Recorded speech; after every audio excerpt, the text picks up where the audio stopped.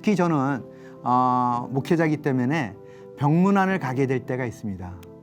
병문안을 가게 되면 제일 마음이 아픈 것이 평생 걷지 못하게 되는 사람들, 평생 누워 있어만 하는 분들, 아니면 너무 유독하기 때문에 정말 눈빛만 마주봐야 되는 사람들을 볼 때가 있습니다.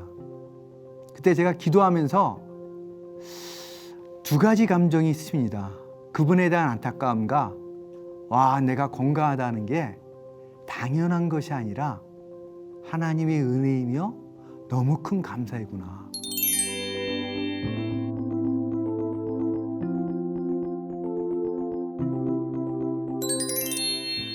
감사는 사실 하나님의 은혜에 대한 신앙 고백입니다.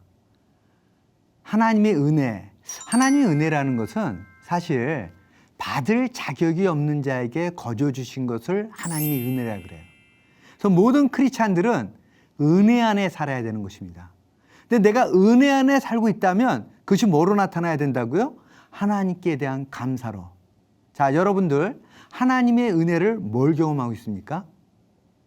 저는 제가 신앙생활이 보다 깊어지면 깊어질수록 하나님의 은혜가 살아있다는 것 자체가 은혜라는 걸 경험할 때가 너무 많아요. 특히 저는 목회자이기 때문에 병문안을 가게 될 때가 있습니다. 병문안을 가게 되면 제일 마음이 아픈 것이 평생 걷지 못하게 되는 사람들, 평생 누워 있어만 하는 분들, 아니면 너무 유독하기 때문에 정말 눈빛만 마주봐야 되는 사람들을 볼 때가 있습니다. 그때 제가 기도하면서 두 가지 감정이 있습니다.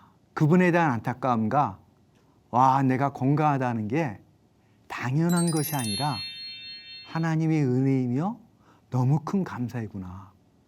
내가 이렇게 숨쉬는 게 사실은 당연한 게 아니라 하나님의 은혜이며 감사한 거구나. 제 아내 얘기 또 한번 해볼까요? 제 아내는 정말 건강한 사람이에요.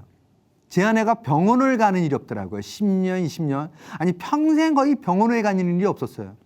그래서 저는 항상 이 얘기를 했습니다. 내가 먼저 죽게로 갈 것 같은데, 내 아내가 홀로 살 날이 많을 것 같은데, 제가 이런 얘기를 했어요. 왜냐하면 제 아내는 아픈 일도 없고 감기도 안 걸리고 병원을 가본 일이 없는 그런 삶을 살기 때문에. 그런데 어느 날 정말 생각지도 못하게 서울의 외곽순환도로에서 대형 사고 나서 받은 차가, 제 아내의 차가 받쳤는데 받은 차나 받친 차가 다 폐차가 되는 수준까지 대형 사고 난 것입니다. 3년 6개월 전에 사고였는데 3년 6개월 전에 일어난 사고로 그렇게 건강한 제 아내의 몸이 너무 많은 손상이 일어난 겁니다. 제 아내가 평생 듣기만 했던 너무나 많은 질병들을 경험하기 시작했던 거예요. 그때 제가 깨닫게 된 것이 건강한 거가 당연한 게 아니구나. 내가 질병이 없는 거가 당연한 것이 아니구나. 내가 고통받지 않는 것이 당연한 것이 아니구나. 우리는 얼마든지 그런 위기적 상황에 또는 그런 고통받는 상황에 내가 원해서가 아니라 사실은 내몰릴 수가 있는 것입니다. 그렇기 때문에 우리는 살아있는 것 자체가 감사한, 그래서 주기도문에 보면 이런 고백이 나오죠. 일용할 양식을 주었으니 감사라고 말하고 있는 것입니다. 내가 날마다 먹을 것이 있다는 것도 감사한 것입니다. 전 요즘 제가 이 유튜브 동영상을 촬영하는 거가 너무 큰 감사라고 생각해요. 제가 하는 이 일터 사역을 보다 많은 사람에게 전달하고 싶었는데 하나님이 저에게 너무 좋은 기회를 주신 겁니다. 저는 그래서 이 강의를 준비할 때나 강의를 할 때 너무 마음에 설렘이 있어요. 보다 많은 사람들에게 하나님이 내게 베풀어 주신 이 감사를 나누고 하나님이 내게 베풀어 주신 은혜를 나눌 수 있다는 것이 저는 감사라고 생각합니다. 사도 바울은 감옥에 갇혔는데 감옥에 갇혀서 쓴 서신서가 빌립보서라는 서신서가 있어요. 근데 이 서신서를 보면 이 분량에 비해서 가장 압도적으로 많이 표현된 단어가 두 단어인데 하나가 기쁨이고 하나가 감사입니다.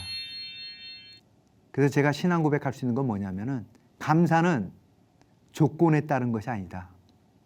감사는 믿음으로 살아가는 모든 사람의 특권이며, 감사는 어떤 환경 속에서도 하나님 앞에 서 있다면 할 수 있는 신앙 고백이다. 하나님이 내게 그 상황에서도 은혜를 베풀기 때문입니다. 저는 여러분들이 하나님의 풍성한 은혜를 받는 삶, 그 삶을 누릴 수 있길 바랍니다.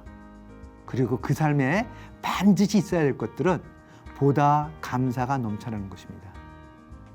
오늘도 감사가 넘쳐나는 하루가 되기를 주의 이름으로 축원합니다.